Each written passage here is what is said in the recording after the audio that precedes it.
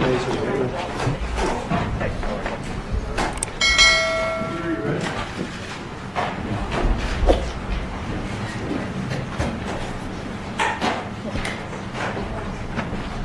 thank you very much. It's an honor to have President Zelensky of Ukraine, and we've been working very hard, very close. So we've actually known each other for a long time. We've been dealing with each other for a long time and very well. We had a little negotiation spat, but that worked out great. I think for both countries, I think for the world, actually, beyond both countries. And we have something that is a very fair deal. And we look forward to getting in and digging and working and getting some of the rare earth. But it means we're going to be inside, and it's a big commitment from the United States, and we appreciate working with you very much. And we will continue to do that. We have had some very good discussions with Russia. I spoke with President Putin, and we're going to try and bring this to a close. It's something that you want and that he wants. We have to negotiate a deal, but we've started the confines of a deal, and I think something can happen. The big thing is the number of soldiers, mostly at this point, but soldiers being killed. You're losing thousands of soldiers. So on both sides, we're losing a lot of soldiers, and we want to see it stop. And we want to see the money get put to different kinds of use, like rebuilding. And we're going to be working very hard. But we've had a lot of very good conversations. I will say until we came along, the Biden administration didn't speak to Russia whatsoever. They didn't speak to anybody. They just allowed this to continue. And I will say that, I'll say in front of you, you've heard me say it 1,000 times, if I were president, this war would have never happened. We would have had a deal negotiated for you without having to go through what you've gone through. But your soldiers have been unbelievably brave. We've given them great equipment, but somebody has to use the equipment. They've been unbelievably brave, and we give them great credit. This was supposed to be over very quickly, and here we are 3 years later. So I give tremendous credit to your generals and your soldiers and yourself, in the sense that it's been very hard fighting, very tough fighting. They're great fighters, and you have to be very proud of them from that standpoint. But now we want to get it over with. It's enough, right? We want to get it over with. So it's an honor to have you here. Thank you very much for coming. We're going to sign the agreement at the conference in the East Room in a little while, right after lunch.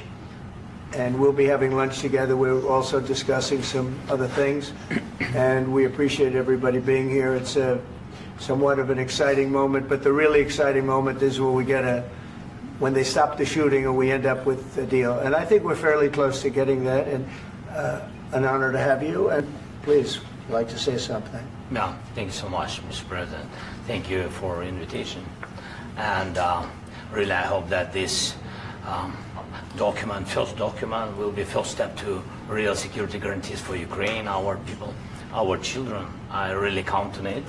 And of course, we count that America will not stop support. Really, for us, it's very important to support and to continue it. I want to discuss it with details further during our conversation, and of course the infrastructure or security guarantees, because for today I understand what Europe is ready to do, and of course I want to discuss with you what the United States will be ready to do. And I really count on your strong position to stop Putin, and you said that enough with the war. I think that is very important, Ben, to say these words to Putin at the very beginning of war, because he is a killer and terrorist. But I hope that together we can stop him. But for us, it's very important to, to save our country, our values, our freedom and democracy, and of course, no compromises with the killer about our territories. But it will be later. And of course, what I wanted, we spoke about it by phone with you about the drones production. We have very good drones production. I think the best one in the world for today because of the war.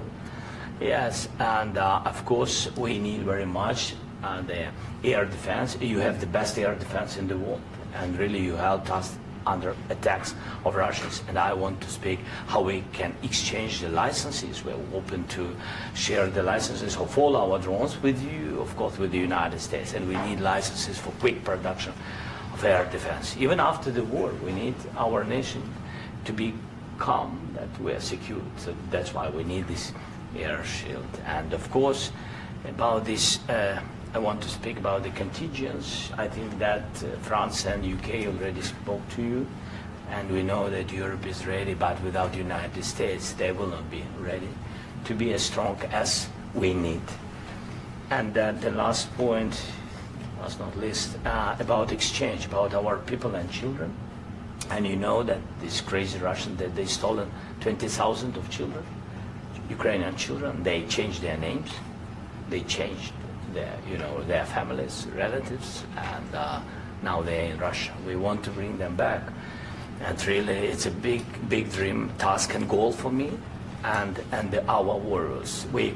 By the way, Mr. President, we released more than 4,000 warriors from Russian prison, but there are thousands more in the prison. I wanted to share with you some images. How it's.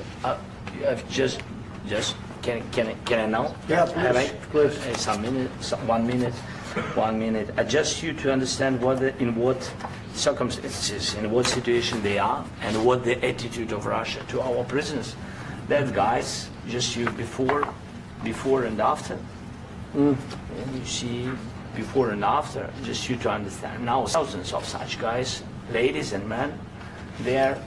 And that, so they don't eat, they beat them, and they, they do a lot of bad things. So out of, even during the war, there are rules. Everybody knows there are rules during the war. So these guys, they don't have any rules. You see that 50, 60 kilograms left, and a lot of such things. And I didn't want to show you what the changes with images of children, because I will just share with you. And I mean, it's looking tragic. Yeah, that's tough stuff. I wanted very much to give you, and you see it.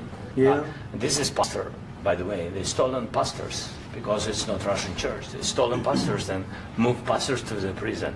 At the end of last year, we brought 3 pastors, and we could exchange them. And this is pastor, you see. Yeah, that's tough. Yeah, so I mean, this I wanted to show you, and this. So thank you very much. We want to get that ended, right? Yeah, of course. We And want. I think we will. And We have to, of course. do you have any questions, please? Thank you, Mr. President. With how much money is the U.S. going to put into the fund that is being created today, and how does this provide long-term security for Ukraine?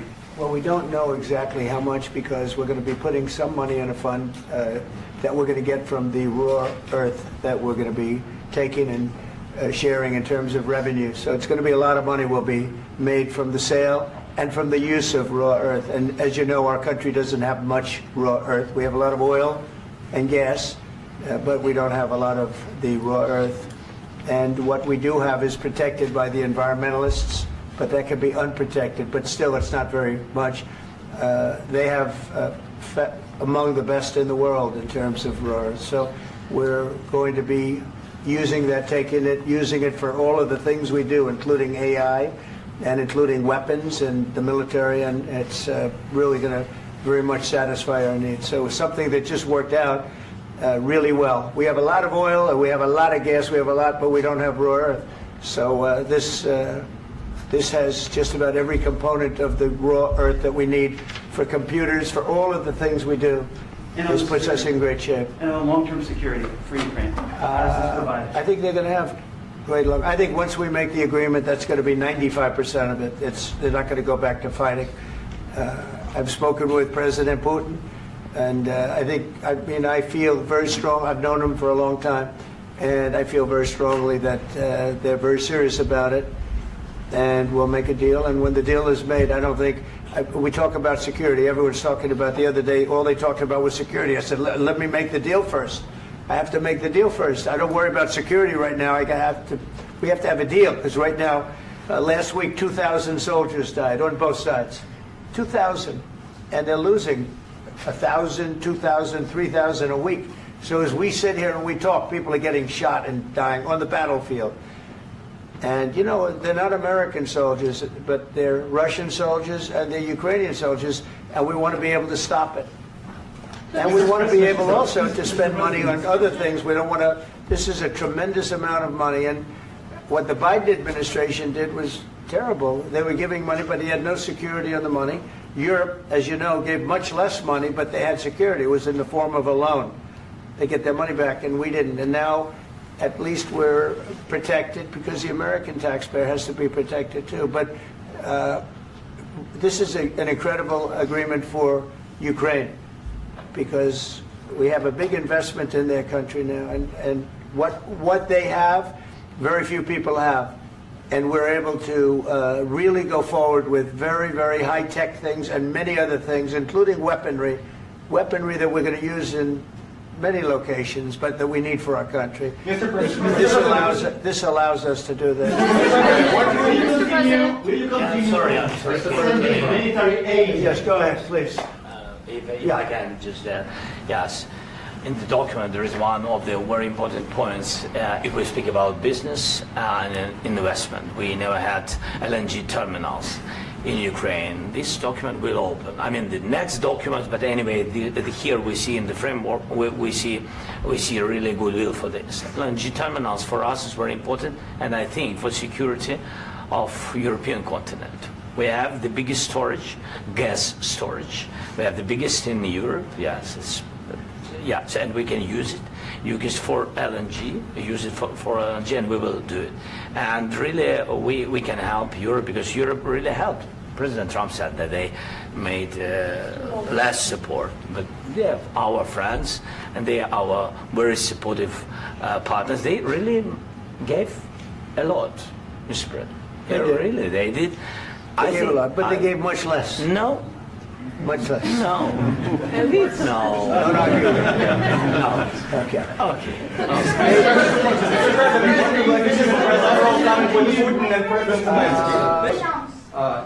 Mr. President Trump, you have repeatedly called the deal with Ukraine as a historical one. And as a President of the United States, you make historical decisions in other issues which affect America and other world. So what place in the world history do you want to take? And do you associate yourself with any famous historical figures? Yeah, I'd say George Washington, Abraham Lincoln. I would say I'm far superior to George Washington and Abraham Lincoln. Now, you know I'm only kidding, right? Because when I say that, the fake news is going to go wild. They're going to say he considers himself to be better than Washington. But you never know. You never know. I don't compare myself to anybody. I'm here to do a job. We've had a great 35 days or whatever it might be, a month, a little more than a month. We've accomplished tremendous amounts. Not only this would be a very great achievement if we could get the war stopped and get them back to normalization. I think it's going to happen.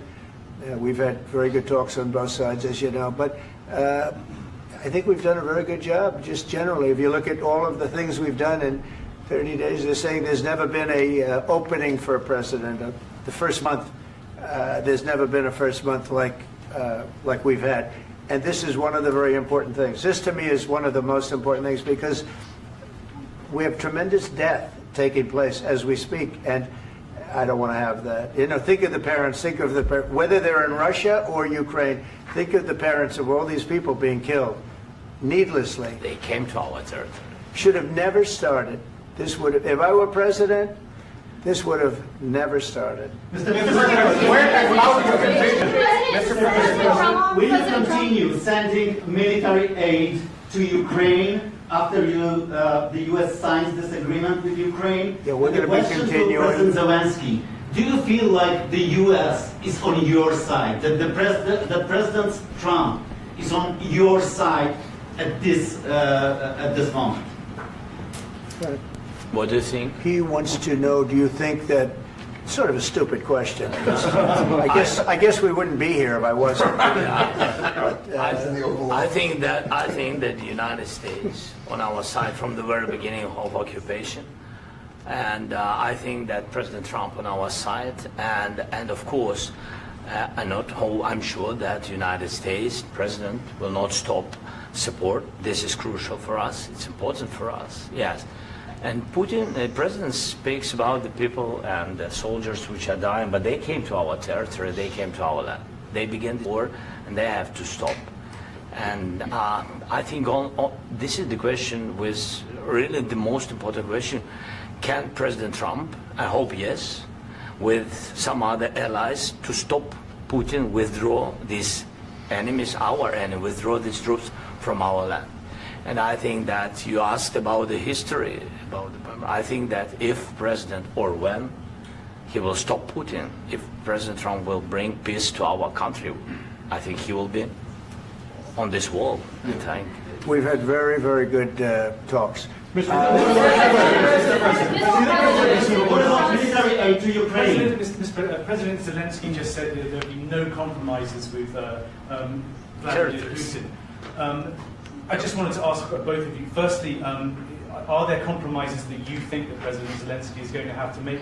And President Zelensky, is there anything that you might be thinking that you may be able to offer or bring to the table, for example, elections? Thank you. I think you're going to have to always make compromises. You can't do any deals without compromises. So certainly he's going to have to make some compromises, but hopefully they won't be as big as some people think you're going to have to make. That's all. That's all we can do. I'm here as an arbitrator, as a mediator to a certain extent between two parties that have been very hostile. To put it mildly, they've been very hostile. This has been a vicious war. This has been a vicious war. You know, it's a very level battlefield, and those bullets go out, and as I've said many times, we were talking about it with Pete, many times the only thing stopping those bullets is a human body. And in the case we're talking about, generally young human bodies are stopping a lot of bullets. It's dead level. That's why it's great farmland. It's great land. It's great farmland, but there's very little protection against the bullets that are being, and other things that are being shot. So all I can do is see if I can get everybody at the table and get an agreement. And I think we're going to end up with an agreement. Otherwise, I wouldn't probably be even here today. Mr. President, I've got two questions for you. You think ultimately your legacy will be the peacemaker and not the president that led this country into another war and ended foreign wars? And I've got a question. I hope it will. I mean, I hope I'm going to be remembered as a peacemaker. This would be a great thing if we could do this. I'm doing this to save lives more than anything else. Second is to save a lot of money, but I consider that to be far less important. So I hope I'm going to, thank you, Brian, for that question. It was a nice question. I hope I'll be known and recognized as a peacemaker. This would be a great thing to solve. This is a very dangerous situation. You know, this could lead to a third world war. This was headed in the wrong direction. If this election were lost, if we didn't win this election, and we won it by a lot, that was a mandate. We won every swing state. We won the popular vote by millions and millions of votes. We won everything. The districts, you look at the areas of red, take a look at a map. This was a big mandate, and this was one of the things. I said, we're going to get this thing settled. If we didn't win, I think this could have very well ended up in a third world war, and that would not have been a good situation. What was your second question? And my second question for President Zelensky: why don't you wear a suit? You're at the highest. Why don't you wear a suit? You're at the highest level in this country's office, and you refuse to wear a suit. Just want to see if do you own a suit? Yeah, problems. A lot of Americans have problems with you not respecting the dignity of this office. I will wear a costume after this war will finish. Okay. Yes, maybe one. Maybe something like yours. this. Yes. That'd be great. Maybe something better. I don't know. Yeah. We will see.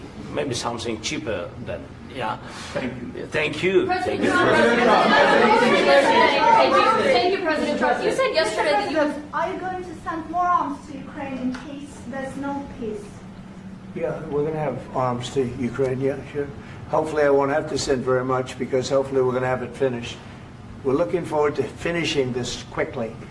We're not looking forward to sending a lot of arms. We're looking forward to getting the war finished so we can do other things. But we very much appreciate the agreement because we needed what they had, and we're treating, our country is now treated fairly. Biden didn't do that. He didn't know what the hell he was doing. This should have never happened. This should have never started. But, sure, the answer is yes, but hopefully we won't have to send much because I'm looking forward to getting it done quickly, very quickly. Does that mean you'll provide security guarantees, Mr. President? I don't want to talk about security yet because I want to get the deal done. You fall into the same trap like everybody else. A million times you say it over and over.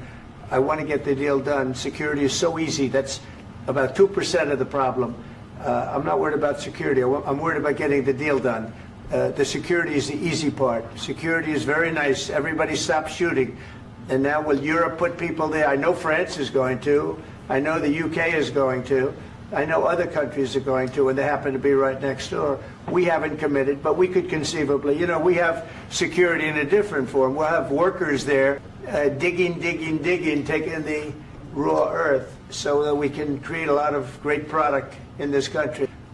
So in that sense, you have something, but we haven't determined that yet. I will say, in speaking to France and in speaking to, and they were here, as you know, last week and just the other day, they have committed to a lot of security. I don't think you're going to need much security. I think once this deal gets done, it's over. Russia's not going to want to go back, and nobody's going to want to go back. When this deal ends, I really believe this deal is going to be over. Yeah, please go ahead. Go ahead. Thank you. Mr. President, thank you. You had Mr. Macron and Keir Starmer at the White House this past week, both of whom praised your courage and conviction to lead the pathway towards peace. Yes. Part of that involved, though, re-engaging Russia in diplomatic relations, something that previous leaders lacked the conviction to do so. What gave you the moral courage and conviction to step forward and lead that? Well, I love this guy. Who are you with? One American News, sir. Well, that's why I like him. One American News does a great job. I like the question. I think it's a very good question. It's a pathway to peace. It's a pathway to getting something solved. And I feel that as the head of this country, I have an obligation to do that. Plus, we're very much involved. We got involved. It's too bad we got involved because there should have been no involvement because there should have been no war. And there shouldn't have been October 7th. That would have never happened. As you know, Iran was broke.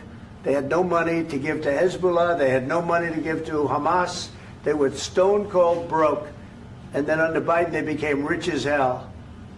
They went from no money to $300 billion in a period of 4 years.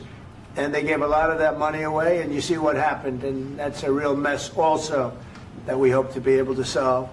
But no, I appreciate your question very much. I feel I have an obligation to try and do something to stop the death. If I can answer, yes, if I can answer, Please, sorry, go ahead. please. And I do like your clothing, by the way. Yeah, really? Even though I think he's a great guy, by the way. But I don't know if you two like each other. But you know what? I think he's dressed. I like this guy. I think he's dressed beautiful. So I have more serious things than answer on such Yeah, question. sure, I will answer on more That's serious a good question statement. if I can. Yeah. So please, about security guarantees and about just ceasefire. We can't just speak about ceasefire and speak. It will not work. Just ceasefire will never work because I'm like the president. I have this experience, and not only me. Ukraine before my presidency, from the 2014, Putin broken 25 times. 25 times he broken his own signature. 25 times he broken ceasefire. But he never broke to me. He never broke to me. No, you were the president. You were the president during. He never broke to me. In 2016, you've been the president, Mr. President. You've been the president, but he had, of course, not with you, but he had during those periods. He had conversations with our side, and we had Normandy format. The France, Germany, Ukraine, and Russia, and he broken 25 times. That's why we will never accept just ceasefire. It will not work without security guarantees. Security guarantees, maybe President is right about this document and other, but this document is not enough. Strong army is enough. because his soldiers afraid, Putin's soldiers afraid of our soldiers when we're strong enough. If we are not strong enough, if we are empty, if our storage is empty, we can't defend our land. Today, you know, he knows that we have, all the world knows that we have meeting, yes? Why he's using ballistic? Putin today using ballistic on our hospitals, schools, and etc. Ballistic. So he knows that we are here and that President Trump is really have goodwill to stop this war. And you hear now the president. So why he's using? So he doesn't want to stop. He doesn't want. But I hope that we will do it. Really, we'll do it. Security. When we speak about security guarantees, when the Europeans are ready for contingents, they need USA backstop. If there will not be United States, we will not never have any contingents, strong contingents from the Europeans, because they don't want to divide alliance connection between the United States and the main and strongest ally and Europeans. And this is crucial. This is important. That's what we want to speak about very much. This is very important. And air defense. So air defense, really, we have big deficit with all these systems, and we need to provide this. We need it very much. Otherwise, Putin will never stop, and will go further and further. He doesn't want. He hates us. You know, it's not about me. He hates Ukrainians. He thinks that we are not a nation.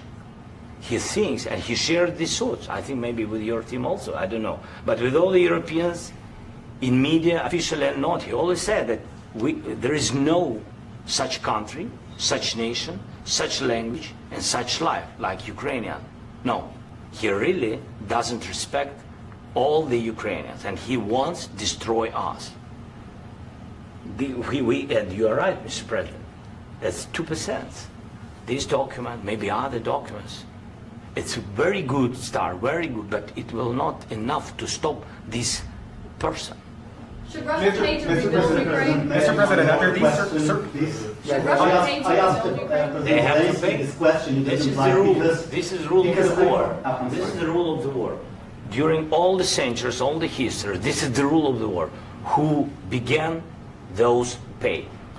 Do you agree This with is that? the rule. Putin began this war. He has to pay all money for innovation. He has to pay. Of course, some Russian assets, what we have in Europe, about 300 billion, we can use them. We can use for innovation and buy military support from the United States also. We can do it, but it's not enough. It's not enough. President, under these circumstances, do you envision a trilateral summit with Because I want Putin to and know- President Zelensky? Wait 1 second. I asked this question that you didn't like because I wanted to know if you want to position yourself in the middle between Russia and Yes. Ukraine or on the Ukraine side. No, I'm in the middle. I want to solve this thing. I'm for both. I want to get it solved. And it's wonderful to speak badly about somebody else, but I want to get it solved. If we can solve it, great. If we can't solve it, they're going to have to fight it out, and who knows what's going to happen. But I want to see it get solved. May I follow up? One more question about U.S. troops in Europe. After Russian invasion of Ukraine, your predecessor sent additional troops to Eastern Europe, including Poland, my country. Yeah. Are you committed to keeping these troops on the eastern flank of NATO in the future? I'm very committed to Poland. I think Poland has really stepped up and done a great job for NATO. They, as you know, they paid more than they had to. They are one of the finest groups of people I've ever known. I'm very committed to Poland. What about Baltics? Poland's in a tough neighborhood, you know. What about the Baltics? The Baltics, they got a lot of, it's a tough neighborhood too, but we're committed. We're going to be very committed, and we're committed to NATO. But NATO has to step up, and the Europeans have to step up more than they have. And I want to see them equalize, because they are in for far less than we're in, and they should be at least equal. You understand that? Why is the United States, we have an ocean in between, why is the United States in for so much more money and other things as Europe? With that being said, and as you said, they've also been obviously very helpful, but we have put in far more than they have, and I think they should equalize. Mr. President, Yeah, please, go ahead. About the agreement again today, what changed between the first time that Secretary Bessent gave President Zelensky the agreement and today for the signing? We made a deal. So What was the I'm just- deciding factor? I'm a business person. We made a deal. That's what changed.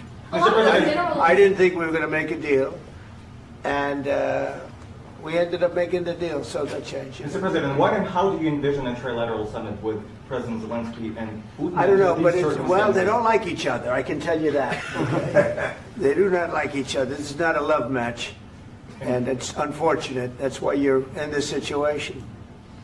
The United States should not have allowed this to happen. Okay? The United States, run by a man that didn't know much. I'm going to be very nice. Run by an incompetent person, very incompetent person, should never have allowed this to happen. I've stopped wars. I've stopped many wars. My people will tell you, I stopped wars that nobody ever heard about. I stopped wars before they ever started. You can look at some of, I could give you a lot of nations that would tell you right now they were probably going to war. I could tell you right now there's a nation thinking about going to war on something that nobody in this room has ever even heard about. Two smaller nations, but big, still big. And I think I've stopped it. But this should have never happened. Mr. President, About sorry, just a second. About any negotiations. First of all, I want really to tell you, and I think that everybody understands that Ukraine, more than Ukrainians, nobody wants to stop this war. But at the future, any negotiations, it's understandable that two sides of the war, not Russia and the United States, because this is not the war between Russia and the United States. This is war of Russia against Ukraine and Ukrainian people. So these two sides will be at the anyway will be at the negotiation table. Then of course United States, like the strongest partner of the Ukraine, and of course Europe. I think Europe is very important. I want to speak about it with the president. Yes, Europe is very important for us because we really defend Europe for today. All Europeans really recognize that we are defending the line and they have real life and our people are dying. That's why they helped us. And also it's about the NATO. Yes, between, like the president said, you have big, nice ocean.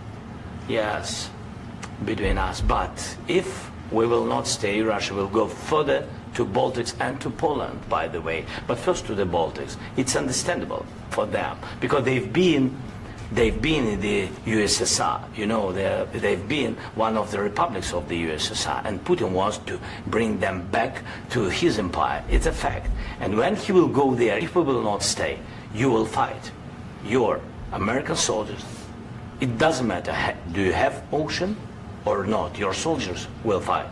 Mr. President, would you be willing to visit Ukraine, maybe Kyiv or Odessa, which is going to be a 30-year-old Black Sea? It was my question. I'm sorry. I don't want to talk about Odessa now. Let's not talk about Odessa. I want to talk about making a deal, getting peace. We don't have to talk about Odessa, but a lot of cities have been destroyed. A lot of cities that are not recognizable. There's not a building standing. No. And a lot of things have Mr. to President, happen. you have to come and to look. No. We have very good cities. Yes, a lot of things have been destroyed, but mostly cities alive and people work and children go to school. Sometimes it's very difficult. Sometimes closer to front line, children have to go to underground schools or online, but we live. Ukraine is fighting and Ukraine lives. This is very important. And maybe it's Putin is sharing this information that he destroyed us. No, he lost 700,000 people, 700,000 soldiers. He lost everything. Yes. So, Mr. President, one more. I mentioned Poland. Please, go ahead. When did you last speak with President Putin, and what did he say that? A couple of days ago. And what did he tell you that gave you the assurance that he wanted peace? Well, that's what I do. My whole life is deals. I know pretty good. And I've known him for a long time. I've dealt with him for a long time. He had to suffer through the Russia hoax. You know, Russia was a hoax. It was all Biden. It was nothing to do with him. So he had to suffer through that, and he was able to do that. I think that he wants to make a deal, and he'd like to see it end That's all I do. That's what I do. My whole life, that's what I do, is make deals. Would you And understand- I'm in the middle of a mess, because this is a real mess. It's a very dangerous one. If this doesn't get solved now, it's not going to get solved for a long time. So I hope we're going to get it solved. In the back, please. Thank you, Mr. President. Prime Minister Starmer claims repeatedly that his government believes in free speech and was not engaged in censorship. But his country's government arrests people for memes and thought crimes, and even more worrisome is pressuring American companies to censor Americans on his behalf. How can he be a reliable, trustworthy partner when he says things that are demonstrably false on such an important topic? Well, we actually spoke to him about that yesterday, and we thought they took it very, very much too far. JD was very strong on it. So was I.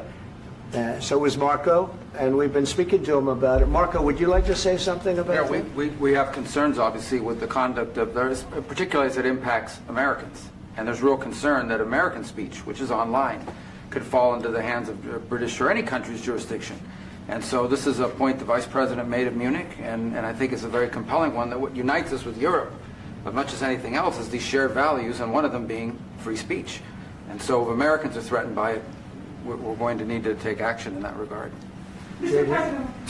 It's actually a very important question. We spoke about this in detail with the Prime Minister, the Foreign Secretary, and others at lunch yesterday. And I know that Secretary of Commerce Lutnick followed up in private meetings last night. This is really important. We believe Americans have the right to speak their mind, even if we in this room disagree with them. They have the right to speak their mind in the public square, which is often online these days. And we're going to defend that right as it pertains to American companies and American citizens vigorously if we have to. I do think that under the President's leadership, we're going to find common ground with our friends in the UK on this question, but it remains to be seen. The principle that will guide us is we believe in free speech in this country, and we'll fight for it for American citizens. Mr. President, on the deal, is there any other oil and gas component to the deal? Is it all critical? A little bit. We'll see. On LNG? But we're not really looking for that so much. We got a lot. We have more than anybody in the world, by far. So no, we're not talking about it too much, but a little bit. I think it affects also, but for the most part, no. And sir, is there any agreement from Ukraine to purchase U.S. LNG as part of the deal, or is that on the table at all? No, we don't need that. Some of those Mr. President, I minerals just are in wanted to the ask east, you Mr. about President. you just mentioned that you guys spoken to Vladimir Putin a couple of days ago. Just to be clear, that's a new call, not the one that you were I've spoken to him on numerous occasions. Okay. And how was the latest call? What did you discuss? How did it go? Are you serious with that question? I am. I'd love to know. It went well. I think we're going to have a deal. On the minerals deal, Mr. President, some of those minerals are in the east of Ukraine, not far from the front lines and in areas that Russia has occupied. Will you direct President Putin to withdraw his forces from those areas if there's U.S. interest? Well, there? we'll take a look at the time. We have a lot of area. It's a very big area we're talking about. So we'll take a look. I'll study that and I'll see. And who would protect those minerals if they are U.S. interests? Would that be Ukrainian They'll be forces? protected. The European agreement forces? will protect them.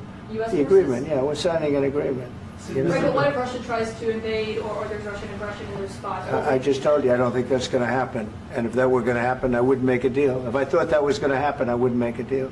Some people may wonder You why. know, they ought to focus on CNN on survival, not asking me these ridiculous Why questions. the confidence that you won't Focus on surviving, because CNN's got such low ratings. I don't think they're going to survive. Let's go. Please, go. One more. Since I already mentioned Poland. Poland was under Russian control for decades after the World War. When I was a kid, I looked at the United States not only as a most powerful country, richest country in the world, the country that has great music, great movies, great muscle cars, but also as a force for good. And now I'm talking with my friends in Poland, and they are worried that you align yourself too much with Putin. What's your message for them? Well, if I didn't align myself with both of them, you'd never have a deal. You want me to say really terrible things about Putin and then say, "Hi, Vladimir, how are we doing on the deal?" That doesn't work that way. I'm not aligned with Putin. I'm not aligned with anybody. I'm aligned with the United States of America and for the good of the world. I'm aligned with the world, and I want to get this thing over with. You see the hatred he's got for Putin. It's very tough for me to make a deal with that kind of hate. He's got tremendous hatred. And I understand that, but I can tell you the other side isn't exactly in love with, him either. So it's not a question of alignment. I'm aligned with the world. I want to get the thing set. I'm aligned with Europe. I want to see if we can get this thing done. You want me to be tough? I could be tougher than any human being you've ever seen. I'd be so tough. But you're never going to get a deal that way. So that's the way it goes. All right, one more question. Hey, I want to respond to this. So look, for 4 years in the United States of America, we had a president who stood up at press conferences and talked tough about Vladimir Putin, and then Putin invaded Ukraine and destroyed a significant chunk of the country. The path to peace and the path to prosperity is maybe engaging in diplomacy. We tried the pathway of Joe Biden of thumping our chest and pretending that the President of the United States' words mattered more than the President of the United States' actions. What makes America a good country is America engaging in diplomacy. That's what President Trump is doing. Can I ask you? Sure. Yeah? Yeah. Okay. So he occupied our parts, big parts of Ukraine, part of East and Crimea. So he occupied it on 2014. So during a lot of years, so I'm not speaking about just Biden, but those time was Obama, then President Obama, then President Trump, then President Biden, now President Trump, and God bless, now President Trump will stop him. But during 2014, nobody stopped him. He just occupied and took. He killed people. You know what the contact line? 2015. 2014. 2014 and 2015. 2014. Yeah. So I was not here. Yeah, but that's exactly right. Yes, but during 2014 till 2022, the situation the same. The people have been dying on the contact line. Nobody stopped him. You know that we had conversations with him, a lot of conversation, my bilateral conversation, and we signed with him, me, like a new president. In 2019, I signed with him the deal. I signed with him, Macron and Merkel, we signed ceasefire. Ceasefire. All of them told me that he will never go. We signed with him with gas contract. Gas contract. Yes, but after that, he broken this ceasefire. He killed our people and he didn't exchange prisoners. We signed the exchange of prisoners, but he didn't do it. What kind of diplomacy, JD, you are speaking about? What do you mean? I'm talking about the kind of diplomacy that's going to end the destruction of your country. Yes, but if you Mr. President, with respect, I think it's disrespectful for you to come into the Oval Office and try to litigate this in front of the American media. Right now, you guys are going around and forcing conscripts to the front lines because you have manpower problems. You should be thanking the President for trying to bring it into this conflict. Have you ever been to Ukraine that you say what problems we have? I have been to. Come once. I've actually watched and seen the stories, and I know what happens is you bring them on a propaganda tour, Mr. President. Do you disagree that you've had problems bringing people into your military? And do you think that it's respectful to come to the Oval Office of the United States of America and attack the administration that is trying to prevent the destruction of your country? A lot of questions. Let's start from the beginning. Sure. First of all, during the war, everybody has problems. Even you, but you have nice ocean and don't feel now, but you will feel it in the future. God bless. You don't know that. God bless. You God bless. You will not have a war. Don't tell us what we're going to feel. We're trying to solve a problem. Don't tell us what we're going to feel. I'm not telling you. Because I'm you're in no answering on position this to question. dictate that. That's exactly what Remember you're this. doing. You're in no position to dictate what we're going to feel. We're going to feel very good. You will feel influence. We're going to feel very good and very strong. You will feel influence. You're right now not in a very good position.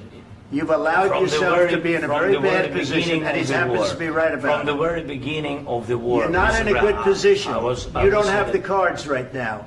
With us, you start having I'm not playing cards. cards. Right now, you don't. I'm You're playing serious, cards. Mr. President. You're I'm playing very cards. serious. You're gambling I'm the with the president lives in of war. millions of people. You're gambling with World War III. You're gambling with World War III. And what you're doing is very disrespectful to the country, this country, that's with back all to respect to you. your Far country. more than a lot of people said they respect. should have. Have you said thank you once? this A lot entire of meeting? times. No, in this Even entire meeting, today. have you said thank Even you? today. You went to Pennsylvania and campaigned for the opposition in October. Offer some words of appreciation for the United States what of are you speaking America about? and the president who's trying to save your country.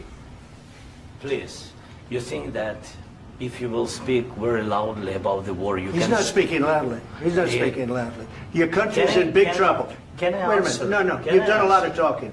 Your country is in big trouble. I know. You're not I winning. know. You're not winning this. You have a damn good chance of we coming are out staying, okay because of Mr. us. President, we are staying in our country, staying strong from the very beginning of the war. We've been alone, and we are thankful. I said thanks You haven't in been this alone. cabinet, You haven't not been only alone. in this cabinet. We gave you, through I this said stupid thank you. president, $350 billion. You we voted gave for you your military president. equipment, You and you voted men for are your brave, president. but they had to use our military. What about West? If you didn't have You our invited military me- equipment, you invited if me you to didn't speak. have our military equipment, this war would have been over in 2 weeks. In 3 okay? days, I heard it from Putin. In 3 days, this is something Maybe new. less. In 2 weeks, of course, yes. It's going to be a very hard thing to do business like this. I Again, tell you. just say thank you. I said a lot of times that there, thank you except to that- American people. Except that there are disagreements, and let's go litigate those disagreements rather than trying to fight it out in the American media when you're wrong.